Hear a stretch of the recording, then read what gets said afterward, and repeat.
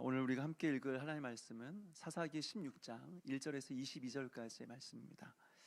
사사기 16장 1절에서 22절까지의 말씀을 저 한 절 여러분 한 절 교독하겠습니다. 저부터 읽겠습니다. 삼손이 가사에 가서 거기서 한 기생을 보고 그에게로 들어갔더니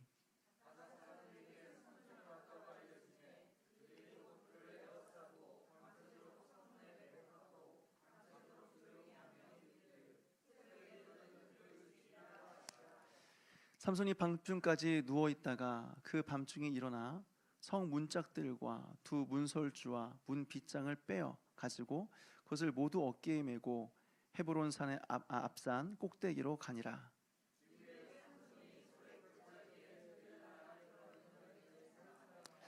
블레 사람의 방백들이 그 여인에게로 올라가서 그에게 이르되 삼손을 꾀어서 무엇으로 말미암아 그 큰 힘이 생기는지, 그리고 우리가 어떻게 하면 능히 그를 결박하여 굴복하게 할 수 있을는지 알아보라. 그리하면 우리가 각각 은 1,100개씩을 내게 주리라 하니,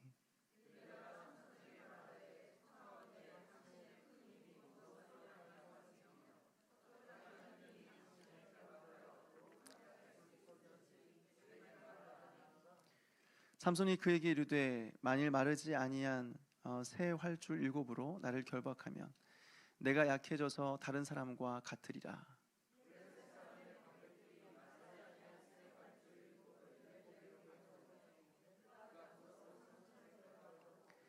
이미 사람을 방 안에 매복시켰으므로 삼손에게 말하되 삼손이여 블레 사람들이 당신에게 들이닥쳤느니라 하니, 삼손이 그 줄들을 끊기를 불탄 삼시를 끊음같이 하였고 그의 힘의 근원은 알아내지 못하니라.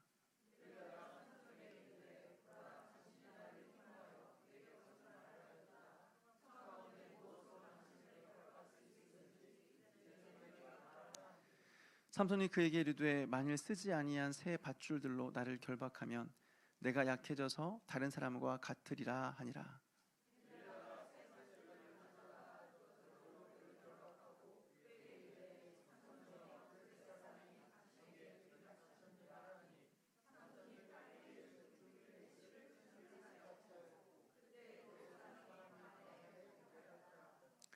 들라가 삼손에게 이르되 당신이 이때까지 나를 희롱하여 내게 거짓말을 하였도다. 내가 무엇으로 당신을 결박할 수 있을는지 내게 말하라 하니, 삼손이 그에게 이르되 그대가 만일 나의 머리털 7가닥을 배틀의 날실에 섞어 짜면 되리라 하는지라.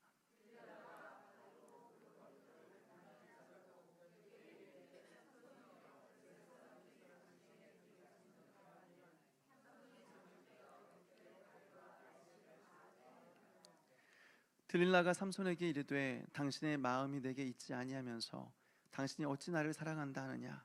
당신이 이로써 3번이나 나를 희롱하고 당신의 큰 힘이 무엇으로 말미암아 생기는지를 내게 말하지 아니하였도다 하며,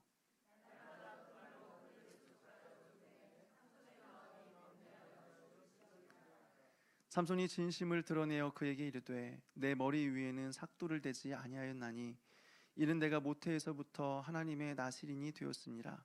만일 내 머리가 밀리면 내 힘이 내게서 떠나고 나는 약해져서 다른 사람과 같으리라 하니라.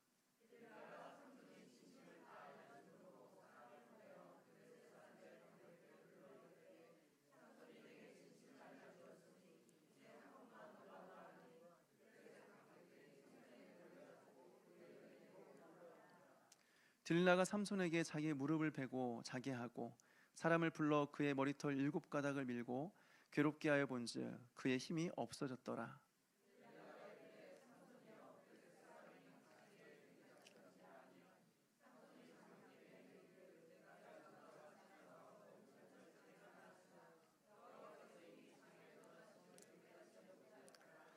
블레 사람들이 그를 붙잡아 그의 눈을 빼고 끌고 가사에 내려가 놋줄로 매고 그에게 옥에서 맷돌을 돌리게 하였더라. 그의 머리털이 밀린 후에 다시 자라기 시작하니라. 아멘. 한번 같이 기도하겠습니다. 하나님 아버지, 오늘 이 수예배 가운데 또 우리를 부르시고 오늘 시간 말씀 앞에 서게 하여 주심을 감사드립니다. 오늘도 하나님 우리에게 예비하신 은혜를 우리에게 쏟아 부어 주옵소서. 말씀을 깨닫는 은혜를 베풀어 주시고, 그리고 이 말씀에 붙들려 살아갈 수 있도록 도와주시옵소서. 감사를 드리옵고 예수님의 이름으로 기도하옵나이다. 아멘. 한 사람이 넘어지는 것은 다양한 이유로 넘어지는 것은 아닙니다. 거의 대부분 동일한 이유 때문에 넘어지는 거죠. 술 때문에 넘어지는 사람은 또 술 때문에 넘어지고, 도박 때문에 넘어지는 사람은 또 도박 때문에 넘어지고, 여자 때문에 넘어지는 사람은 또 여자 때문에 넘어집니다.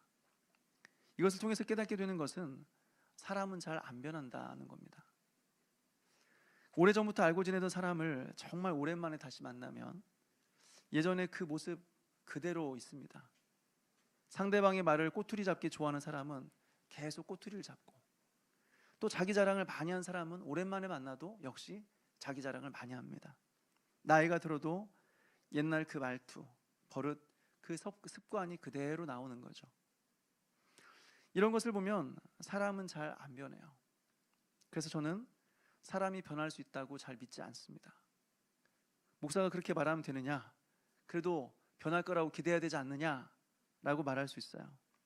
그런데 그러니까 사람이 변하는 것은 기적이다라고 하는 겁니다. 평생 예수를 안 믿던 사람이 예수님을 믿게 된 것은 기적 중에 기적이다라고 하는 거죠. 오늘 새벽 기도회 끝나고 셀리더 카톡방에 글을 남겼습니다. 돌아온 주일 온 가족 함께 교훈 날 참석자 명단을 오늘까지 수합해서 올려달라고 그렇게 공지를 올렸어요. 거기다가 제가 이렇게 그 뒤에 글을 덧붙였습니다. 세런들 중에 가족들이 아무도 안 나와도 괜찮습니다. 안 오시는 것은 당연한 것이고 오시는 것은 기적입니다. 이렇게 말씀을 드렸어요.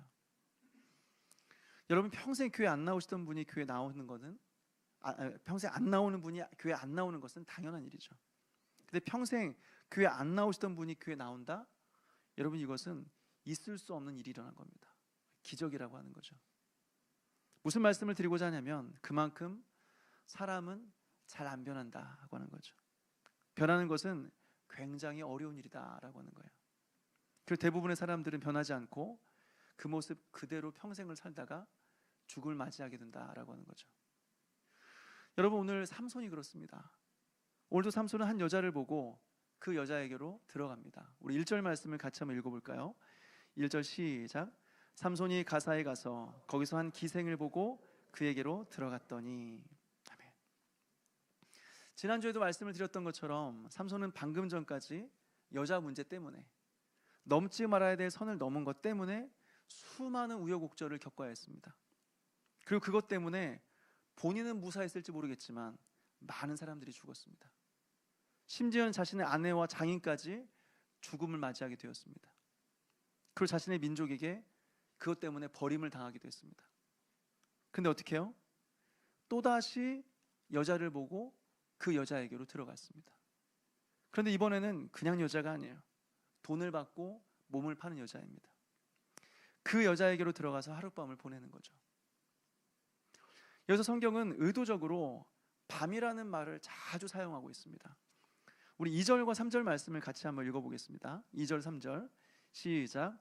가자 사람들에게 삼손이 왔다고 알려짐에 그들이 곧 그를 에워싸고 밤새도록 성문에 매복하고 밤새도록 조용히 하며 이르기를 새벽이 되거든 그를 죽이라 하였더라.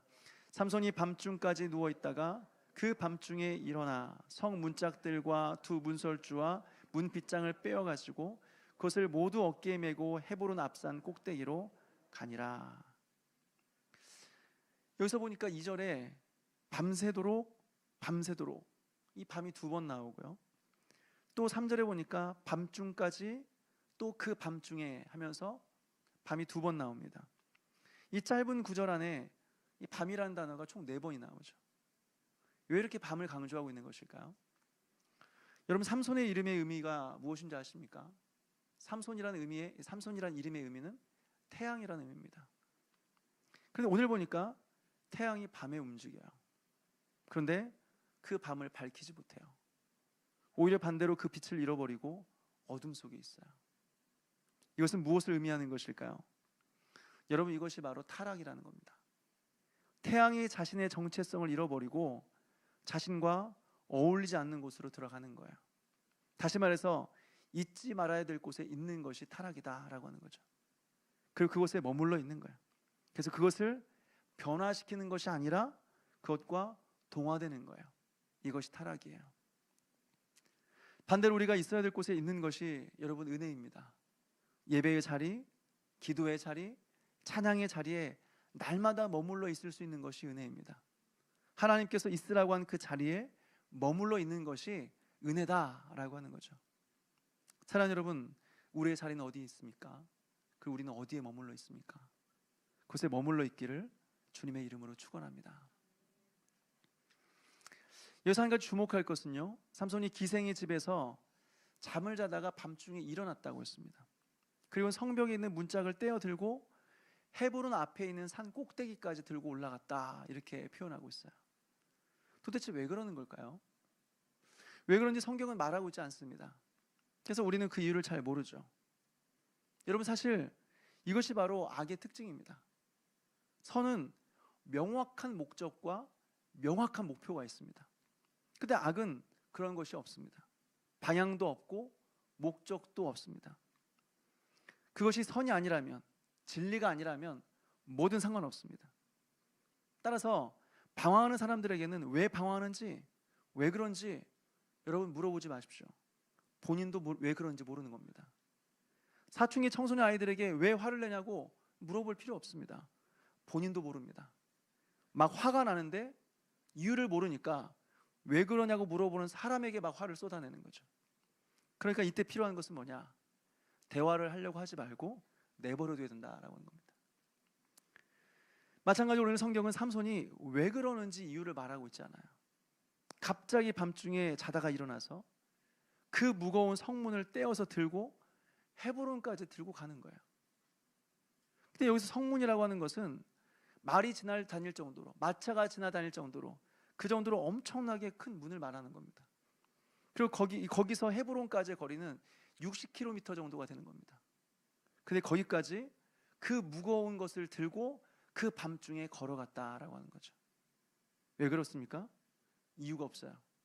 목적도 없어요. 여러분, 이것이 악이에요. 이것에 대해서 너무 궁금해서 자료를 찾아보니까 가장 설득력 있는 설명 하나를 제가 발견했습니다. 물론 성경이 안 나오니까 이것은 하나의 이제 추측일 뿐인 거죠. 그러면 도대체 이 삼손이 왜 이 밤중에 이런 행동을 했을까? 삼손이 들어간 이 가사라고 하는 도시는요, 블레셋의 수도였습니다. 이전까지 삼손은 블레셋 주변에 있었다고 한다면 이제는 블레셋 한가운데 그 중심으로 들어간 거죠. 그리고 그곳에 성문을 뽑았다고 하는 것은 성을 둘러싸고 있는, 보호하고 있는 성벽과 성문이 있는데 그 중에 하나를 파손했다고 하는 거예요. 이것은 무엇을 의미하는 것일까요? 블레셋의 안전을 삼손이 위협한 겁니다. 여러분, 집에 문이 없어지면 어떻습니까? 굉장히 두려운 마음이 들죠. 불안하죠. 따라 삼손의 이 행위는 블레셋을 두렵게 만든 거예요. 다시 말해서 블레셋에게 공포심을 심어준 겁니다.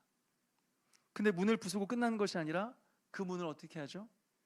이스라엘 지역에 있는 헤브론 근처 산 꼭대기에 들고 거기 위에 두었습니다. 이것은 블레셋을 향한 엄청난 모욕적인 행위였어요. 엄청나게 블레셋 사람들을 창피하게 만든 행위였습니다. 여기 봐라, 너희 집 대문이 여기 있네? 라고 말하는 거죠. 한마디로 조롱하는 것입니다. 이것은 두 가지를 암시해주고 있는데요. 첫째는 이렇게 삼손이 휘젓고 돌아다녀도 아무도 삼손에게 대항할 수 없을 정도로 삼손의 힘이 대단했다라고 하는 것을 보여주고 있는 것이고, 둘째는 삼손이 자기 자신을 굉장히 과신하고 또 이렇게 자랑함으로 말미암아 그 끝이 좋지 않을 것이다 라는 것을 암시해주고 있습니다. 이어서 우리 4절 말씀을 같이 한번 읽겠습니다. 4절요, 시작. 이후에 삼손이 소렉 골짜기에 들릴라라 이름하는 여인을 사랑하매. 여기서 삼손은 또 다른 여자를 찾아갑니다. 성경이 이 여인의 이름을 들릴라라고 소개하고 있어요. 그리고 이 이름의 뜻은 아주 재밌게도 밤이라고 하는 뜻입니다. 들릴라라는 이름이 밤이라는 의미예요. 태양이라는 이름을 가진 삼손이 밤중에 기생의 집에 들어갔다가 이제는 밤이란 여자를 만나서 밤과 사랑하게 되는 거죠. 여기서 우리는 무엇을 생각하게 됩니까? 앞으로 어떤 일이 일어날지 잘 모르지만 앞서 우리가 살펴보았던 것처럼 태양이 이 밤이라는 여자를 사랑하는 것은 매우 적절하지 않다라고 하는 거예요.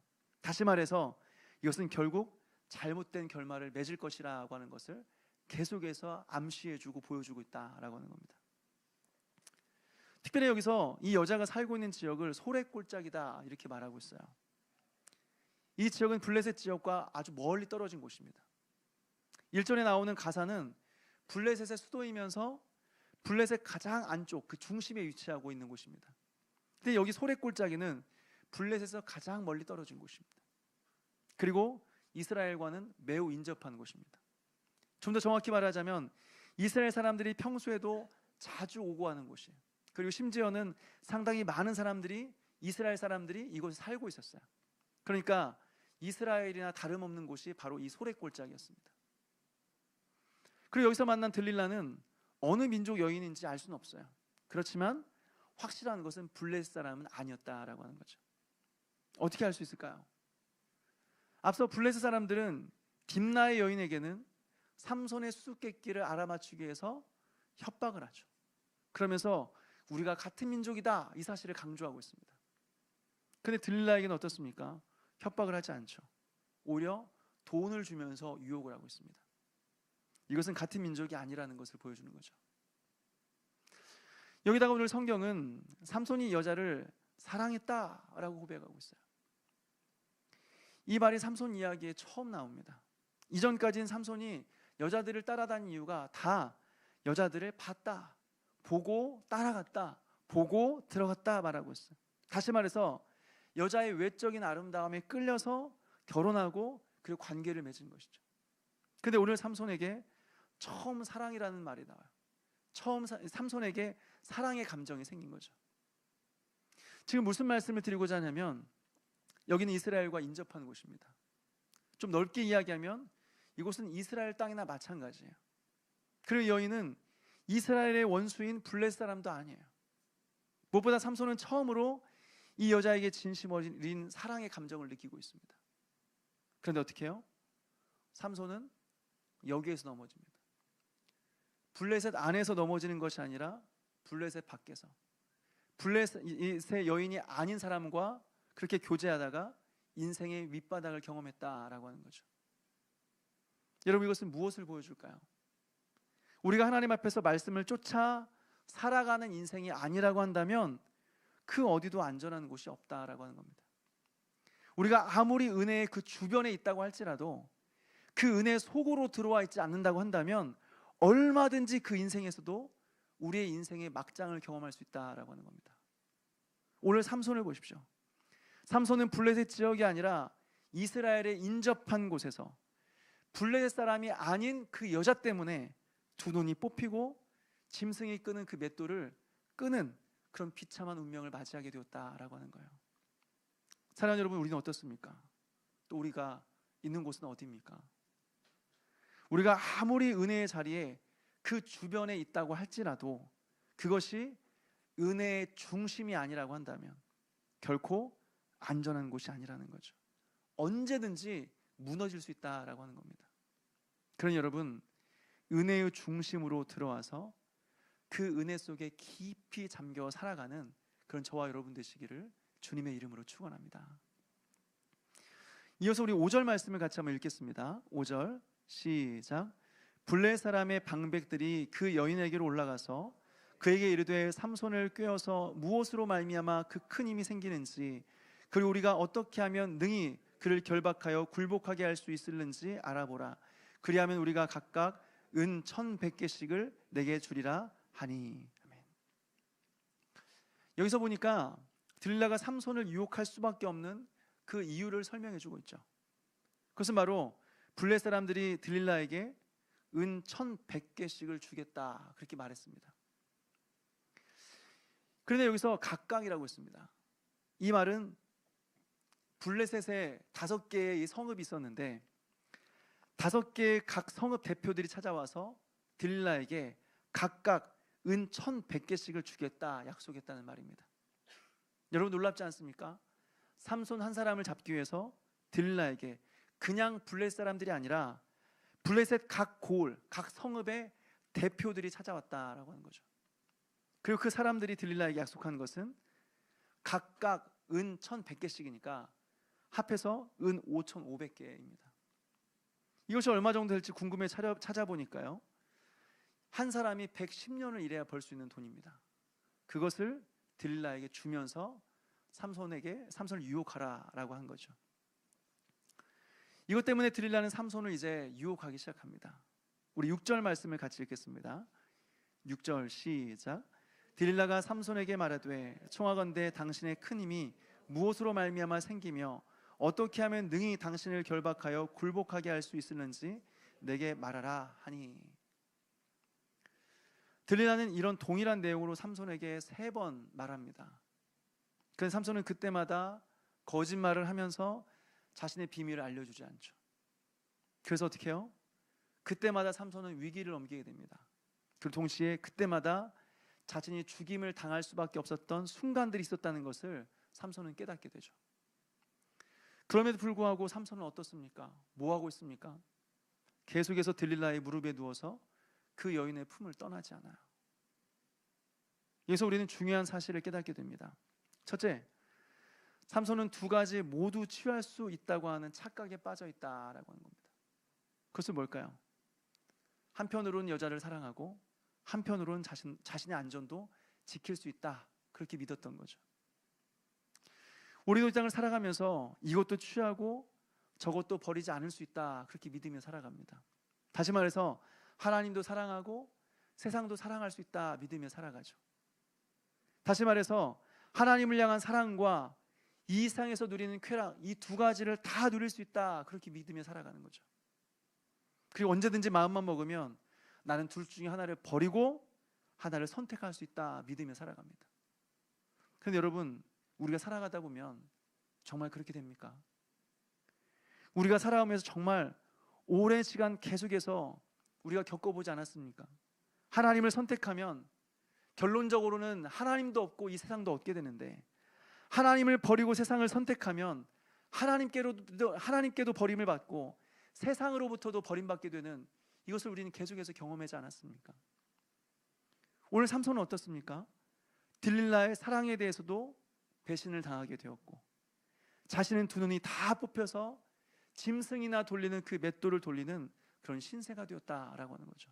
다시 말해서 둘 사이에서 머뭇머뭇하다가 2개를 다 취하려고 하다가 둘 다 잃어버리고 둘 모두에게 버림을 받게 되었다라고 하는 거죠.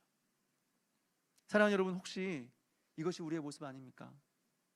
세상과 하나님 사이에서 머뭇머뭇거리면서 둘 다 취하려고 애쓰며 살아가는 것이 우리의 모습 아닙니까? 돌이켜서 하나님을 선택하고 하나님 앞에서만 살아가는 그런 저와 여러분 되시기를 주님의 이름으로 축원합니다. 둘째로 삼손은 무슨 일이 있어도 결코 나는 넘어지지 않을 것이다 라고 하는 자만심에 빠져 있었습니다. 삼손은 계속해서 목숨의 위협을 느끼고 있었지만 아무리 그래도 자신은 안전할 것이다, 그렇게 자신만만하게 생각하고 있었습니다. 왜 그럴까요? 나 맨손으로 사자 때려 죽인 사람이야. 나 나귀 턱뼈로 블레셋 사람 1,000명을 때려 죽인 사람이야. 나는 블레셋을 내 집 안방 드나들듯이 왔다 갔다 한 사람이야. 블레셋의 중심에 들어가서 성문을 들고 나온 사람이야. 내가 그런 사람이야 라고 하는 거죠. 이런 생각이 삼손에게 있었던 것입니다. 그러니까 여인 한 명이 아무리 자신에게 해를 끼치려고 노력한다 한들 그것이 나에게 무슨 위협이 될 수 있겠는가 라고 하는 거죠. 그러니까 계속되는 위협 속에서도 삼손은 어떻게 해요? 들릴라의 무릎에 누워서 그 품 안에서 잠을 자고 있었던 거죠. 사랑하는 여러분, 이것이 우리의 모습은 아닙니까? 과거의 영광에 취해서 옛날에도 내가 신앙생활을 잘 해왔으니 앞으로도 신앙생활을 잘 할 거야, 이런 자만심으로 살아가고 있지 않습니까? 저는 많은 사람들을 만나보았지만 처음이 좋다고 해서 항상 끝이 좋은 것은 아니더라고요. 예전에 신앙생활을 잘했다고 해서 계속 믿음을 잘 지키고 있는 사람들, 저는 그렇게 많이 보지 못했습니다. 예전에 신앙생활을 잘하고 뜨겁게 주님을 섬겼다고 한다면 사실은 그때 주님께 주시는 은혜가 있었던 겁니다. 그러니까 하나님의 은혜로 살아온 것이기에 우리는 과거의 일을 자랑할 필요가 없다라고 하는 거죠. 만약 지금이라도 하나님께서 나를 붙잡고 있는 손을 놓으시면 그 순간 나는 아무것도 아닌 겁니다. 그러니 있어야 될 곳이 아닌 곳에 있으면서도 나는 결코 타락하지 않을 것이다. 나는 세상에 속해 있지만 결코 나는 세상의 영향을 받지 않을 것이다. 자만하지 말고 늘 겸손한 마음으로 하나님을 의지하게 되기를 주님의 이름으로 축원합니다. 여러분, 죄는 가까이 하는 것이 아닙니다. 죄는 피하는 것이 지혜입니다. 모양이라도 버려야 되는 것입니다. 혹시 우리가 들릴라의 무릎에 누워서 죄악의 늪에 빠져 잠을 자고 있는 중이라고 한다면 죄를 피하고 은혜의 중심, 그 은혜의 깊은 곳에 들어가서 그 안에 머무르게 되기를 주님의 이름으로 축원합니다. 마지막으로 22절 말씀을 같이 읽겠습니다. 22절 시작. 그의 머리털이 밀린 후에 다시 자라기 시작하니라. 우린 지금까지의 이 삼손 이야기를 통해서 삼손이 나실인이라고 하는 사실을 우리가 알게 되었습니다. 그는 태어나기 전부터 구별된 사람이었습니다. 근데 이 나실인은요, 세 가지를 할 수가 없는데 그 세 가지가 뭐냐? 첫째는 시체를 가까이 할 수 없었고, 둘째는 포도주를 가까이 할 수가 없었고, 셋째로는 삭도를 머리에 댈 수 없었습니다. 다시 말해서 머리카락을 자를 수가 없었습니다. 그런데 삼손의 인생을 보게 되면 어떻습니까? 위 세 가지를 모두 다 어깁니다. 첫째로 시체를 가까이 할 수 없는데 맨손으로 사자를 때려 죽이고 그 시체에 가까이 가서 그 안에 있는 꿀을 가져와서 먹기도 하고 그 부모에게 갖다 주기도 했습니다. 둘째로 포도주를 가까이 할 수 없는데 결혼잔치에서 술을 마시면서 잔치를 벌였습니다. 또 여자들을 따라 들어가서 도대체 밤새 뭘 했겠습니까? 밤새 술을 마셨겠죠. 그러니까 이제 사실 마지막 하나 남은 것은 바로 머리에 삭도를 대지 않는 것, 머리카락을 자르지 않는 것이었습니다. 그래서 지금까지 이것 하나는 잘 지키고 있었어요. 이것 때문이라도 하나님의 능력이 계속해서 삼손과 함께 있었던 거죠. 그런데 이제는 어떻게 되었습니까? 들릴라 때문에 이제는 머리까지 밀리게 되었어요. 한마디로 말해서 나실인으로 지켜야 될 그 세 가지 중에서 지킨 것이 아무것도 없어요. 세 가지 다 어겼어요. 그래서 어떻게 해요? 블레 사람들에게 잡혀서 두 눈이 뽑히고 짐승이나 돌리는 거대한 맷돌을 돌리는 신세가 되었다라고 하는 거죠. 여러분, 이것이 바로 하나님의 사명을 떠난 자들의 모습입니다. 하나님을 떠나 자유롭게 살려고 하다가 오히려 세상의 노예가 되어서 평생을 거기에 매여 살아가게 된다라고 하는 거죠. 다시 말해서 세상에 매여 비참한 인생이 되었다라고 하는 겁니다. 그런데 우리는 여기서 한 가지 희망을 발견하게 되죠. 그것은 무엇입니까? 우리가 읽은 22절을 보니까 그의 머리털이 밀린 후에 다시 자라기 시작하니라 라고 말하고 있습니다. 다시 말해서 힘의 근원이었던 머리털이 다시 자라기 시작했다라고 하는 거죠. 여기서 우리는 무엇을 깨닫습니까? 하나님은 넘어진 자에게 다시 일어날 수 있는 기회를 주신다라고 하는 겁니다. 실패한 자에게 돌이킬 수 있는 기회를 주신다라고 하는 거죠. 사랑하는 여러분, 우리의 인생을 돌아보면 여러분, 실수하지 않은 사람이 어디 있습니까? 넘어지지 않았던 사람이 우리 중에 누가 있습니까? 우리는 언젠가 넘어져서 아무런 희망이 없었던 사람이었죠. 그런데 하나님께서 우리에게 은혜를 베풀어 주셔서 다시 기회를 주신 것입니다. 그래서 다시 살게 하신 것입니다. 그래서 지금 우리가 여기에 있다라고 하는 거죠.